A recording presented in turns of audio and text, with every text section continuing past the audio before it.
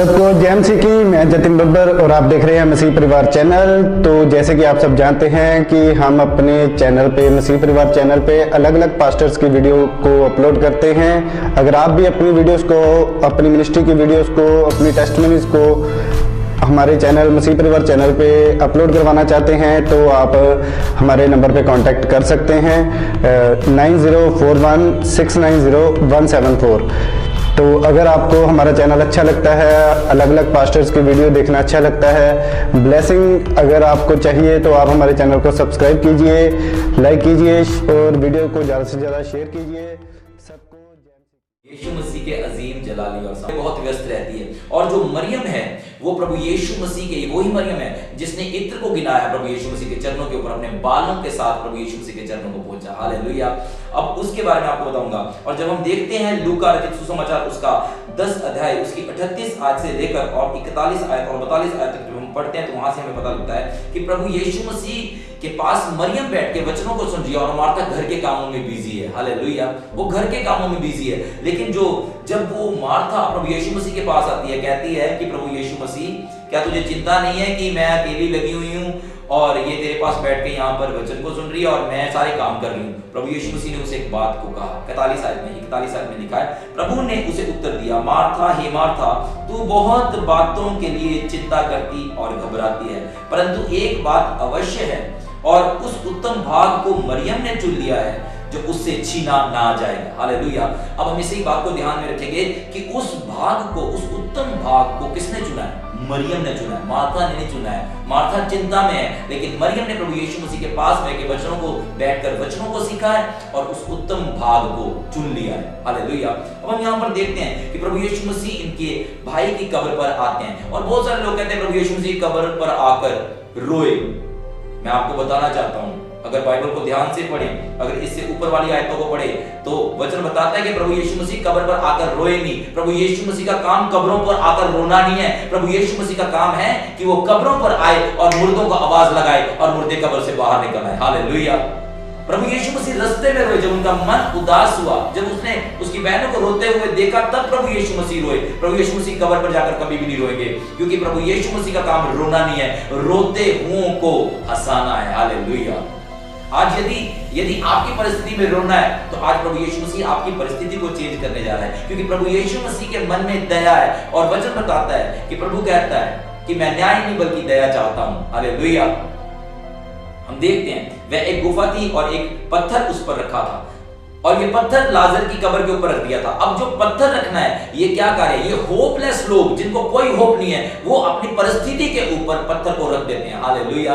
जिस प्रकार लाजर मुर्दा की कब्र के ऊपर पत्थर को रख दिया गया और उसकी बहनों को और सभी लोगों को विश्वास हो गया था कि लाजर अब कंप्लीटली मर चुका है, ये परिस्थिति अब कंप्लीटली मर चुकी है, ये परिस्थिति अब जीवित नहीं होने वाली। मैं आपको विश्वास दिलाना चाहता हूं प्रिय भाइयों और बहनों जो इस वीडियो को ऑनलाइन देख रहे हैं, आप एक बात को याद रखें, यदि आप की परिस्थिति मुर्दा है तो यही समय है प्रभु यीशु मसीह के आपके जीवन में कार्य करने का। हालेलुया।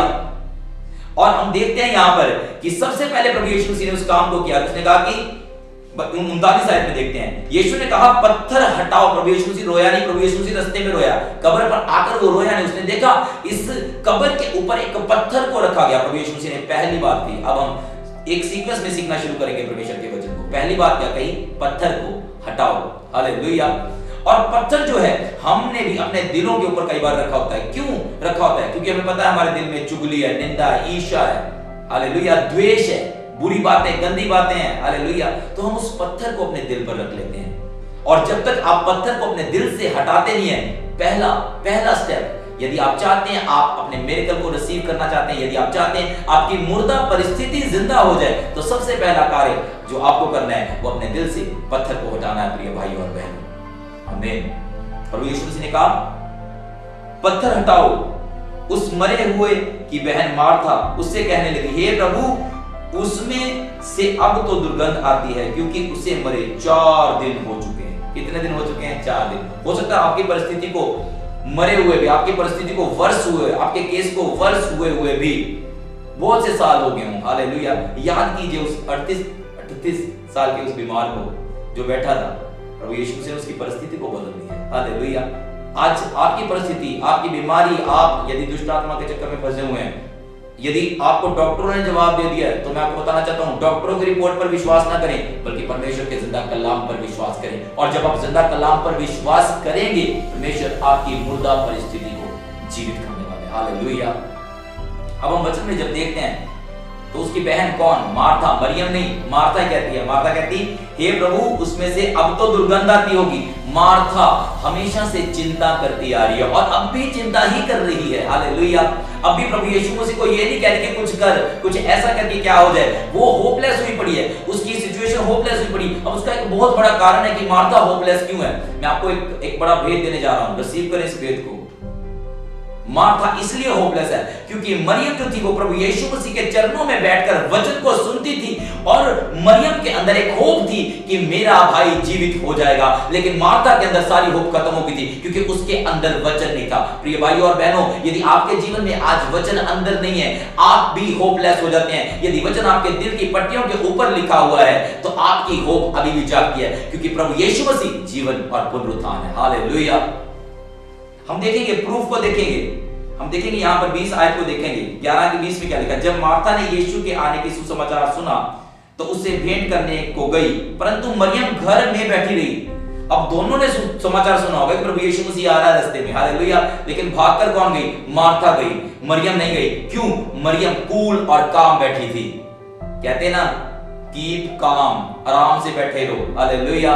वो आराम से बैठे थी क्योंकि उसे पता था उसकी मुर्दा परिस्थिति, उसके मुर्दा भाई को कुछ ना कुछ प्रभु यीशु मसीह जरूर करने जा रहा है। हालेलुया। लेकिन मार्था को टेंशन थी, मार्था टेंशन में भाग गई और क्या करती है? प्रभु यीशु मसीह के से जाकर डायरेक्ट कंप्लेंट करती है, हे प्रभु, यदि तू वहां होता तो मेरा भाई कदापि ना मरता। कंप्लेंट करती है। इसकी कंप्लेंट, और कंप्लेंट मरियम ने भी की, पर मरियम की कंप्लेंट में एक होप थी।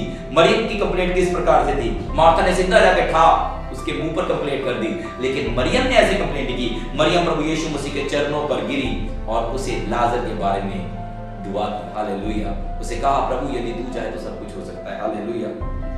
तो हम देखेंगे यहाँ पर क्या लिखा है, हे प्रभु, यदि तू यहाँ होता तो मेरा भाई ना मरता। हे प्रभु, यदि तू यहाँ होता तो मेरा भाई ना मरता। यदि प्रभु तेरे द्वारा सब कुछ हो सकता है। हालेलुया। तो सबसे पहला काम प्रभु यीशु मसीह ने, वापस आते हैं, लाजर की कब्र पर वापस आते हैं। हालेलुया। आपकी मुर्दा सिचुएशन पर वापस आते हैं। हालेलुया। तो सबसे पहला कार्य जो प्रभु यीशु मसीह ने क्या किया? उसने कहा, पत्थर को हटाओ। आज हमें पत्थर को हटाना है। सेकंड स्टेप, यीशु ने उसे कहा, क्या मैंने तुझसे नहीं कहा था? मरियम मार्था से कहा कि मैंने तुझसे नहीं कहा था कि यदि तू विश्वास करेगी तो परमेश्वर की महिमा को देखेगी। हालेलुया। मार्था से कहा। उसके बाद तब उन्होंने उस पत्थर को हटाया, लोगों ने पत्थर को हटाया। अब प्रभु यीशु मसीह खुद भी उस पत्थर को अपनी पावर के साथ हटा सकते थे, लेकिन नहीं, प्रभु यीशु मसीह ने इसलिए ये किया ताकि जो इर्द गिर्द लोग खड़े हैं, जो अविश्वास से भरे हुए हैं, प्रभु यीशु मसीह उनसे जब कहें पत्थर को हटाओ तो उनके मन में भी ये बात आए कि पत्थर को जब हमने हटाया, जब हम पत्थर को हटाते हैं तो कुछ ना कुछ होता है जरूर हमारे जीवन में। हालेलुया। और प्रभु यीशु मसीह चाहते थे कि वो पत्थर को हटाएं, वो लोग पत्थर को हटाएं। हालेलुया। और उन्होंने क्या किया जी? उन्होंने पत्थर को हटा दिया। हालेलुया। यीशु ने आंखें उठाकर कहा, दूसरा स्टेप, पहला स्टेप पत्थर को हटाना है, दूसरा स्टेप हमें अपनी आंखों को स्वर्ग की ओर उठाना है। हालेलुया। हमें अपनी आंखों को आसमान की ओर उठाना है। क्यों हम अपने आंखों को आसमान की ओर उठाएं? क्यों अपने हाथों को आसमान की ओर उठाकर दुआ करें? मैं आपको बताना चाहता हूं, क्योंकि मसीही लोगों को, विश्वासियों को यह पता होना चाहिए कि उनकी मदद पृथ्वी से नहीं, उनकी मदद स्वर्ग से आती है। हालेलुया। इसलिए अपनी आंखों को, जहां से तुम्हारी मदद आनी है, उधर को उठाओ। प्रभु यीशु मसीह ने नीचे नहीं देखा, प्रभु यीशु मसीह ने नीचे वाला कनेक्शन तोड़ के ऊपर कनेक्शन को जोड़ा, अपने बाप के साथ कनेक्शन को जोड़ा और क्या कहा? हे पिता, मैं तेरा धन्यवाद करता हूं कि तूने मेरी सुन ली है। हालेलुया।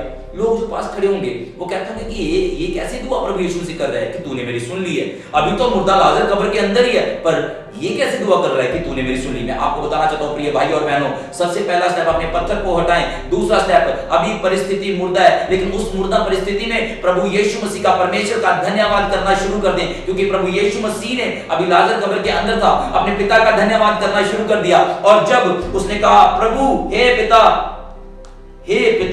मैं तेरा धन्यवाद करता हूं कि तूने मेरी सुन ली है। हमें अपनी सिचुएशन में, मुर्दा सिचुएशन में, सबसे पहला काम जो करना है, अपने पत्थर को दिल से हटाना है, और दूसरा काम जो करना है, हमें परमेश्वर का धन्यवाद करना शुरू करना है। हालेलुया। हम भी नहीं तो इजरायली लोगों की तरह बुड़बुड़ाते रहते हैं, 40 साल वो बुड़बुड़ाने में निकल गए होंगे। हालेलुया। और प्रॉमिस लैंड तक पहुंच नहीं सके। हालेलुया। कहीं ऐसा ना हो कि आज हम भी बुड़बुड़ाने की वजह से परमेश्वर से दूर चले जाएं। यदि आप अपनी मुर्दा परिस्थिति में रहते हुए ये प्रार्थना कर रहे हैं तो परमेश्वर को आपकी दुआ जरूर सुननी पड़ेगी। हालेलुया। आइए मेरे साथ सभी जन अपने हाथों को आसमान की ओर उठाएं और जहां से आपकी मदद आनी है वहां से मदद को मांगे। आपकी मुर्दा परिस्थिति वाकई ही जीवित होने वाली है यीशु मसीह के सामर्थ्य नाम में। आमीन। अपने हाथों को उठाएं और कहें, प्रभु मैं जानता हूं, मैं तेरा धन्यवाद करता हूं। प्रभु मैं जानता हूं मेरी मुर्दा परिस्थिति जिंदा होने वाली है। पिता परमेश्वर मैं पहले से तेरा धन्यवाद करता हूं, तेरा थैंक्स करता हूं। अपने दिल से पत्र को उठाता हूं। दुआ मांगते यीशु मसीह के नाम से, आमीन। जब आप इस दुआ को मान चुके हैं, जब आप इस दुआ को मान चुके हैं, आप परमेश्वर के सामने क्लेम कर चुके हैं और मनुष्यों के सामने भी क्लेम कर चुके हैं खुल्लम खुल्ला कि अब मेरी मुर्दा परिस्थिति जीवित हो चुकी है। हालेलुया, आमीन। उसके बाद देखते हैं प्रभु यीशु मसीह ने क्या किया। मैं जानता था कि तू सदा मेरी सुनता है, परंतु जो भीड़ आसपास खड़ी है उनके कारण मैंने ये कहा जिससे कि वे विश्वास करें कि तूने मुझे भेजा है। हालेलुया। प्रभु यीशु मसीह कहते हैं कि मैंने ये दुआ इसलिए मांगी है ताकि ये जो अविश्वास वाले लोग खड़े हैं मेरे इर्द गिर्द, इनका अविश्वास विश्वास में कन्वर्ट हो जाए और प्रभु तेरी महिमा को ये लोग देखें। आमीन। मेरे पिता तेरी महिमा को ये लोग देखें। आमीन। पहला स्टेप अपने दिल से उस पत्थर को हटाना है। दूसरा स्टेप अपनी आंखों को आसमान की ओर उठाकर प्रार्थना करनी, लेकिन मांगने वाली प्रार्थना नहीं, धन्यवाद वाली प्रार्थना करनी है। हालेलुया। कई बार मैं सोचता होता हूं कि हम विश्वासी लोगों की परमेश्वर के हुजूर में फाइल जो है, पता कौन सी छत तक कौन सी लगी हुई है फाइल? हमारे मांगने वाली फाइल छत तक लगी हुई है और हमारे धन्यवाद वाली फाइल बिल्कुल नीचे है। हालेलुया। तो अपनी धन्यवाद वाली फाइल्स को ऊपर बढ़ाएं। हालेलुया। धन्यवाद करें परमेश्वर का। पहले नंबर से देखेंगे, पत्र को हटाएं। दूसरे नंबर परमेश्वर का धन्यवाद।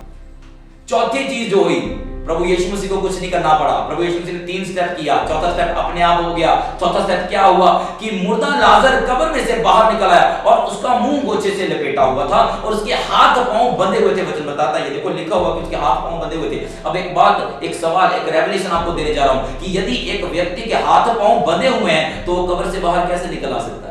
हालेलुया। पर मैं आपको बताना चाहता हूं, जिस व्यक्ति को परमेश्वर का आत्मा, जिस व्यक्ति को परमेश्वर के स्वर्गदूत अपने हाथों से पकड़कर उठाते हैं, उसकी मुर्दा परिस्थिति को जीवित होना पता है और वो अपने बंधनों के समेत ही अपनी कब्र से बाहर निकल आता है। हालेलुया। आज अपने मिरेकल को रिसीव करने का प्रिय भाइयों और बहनों, ये सीक्वेंस आपको फॉलो करना पड़ेगा।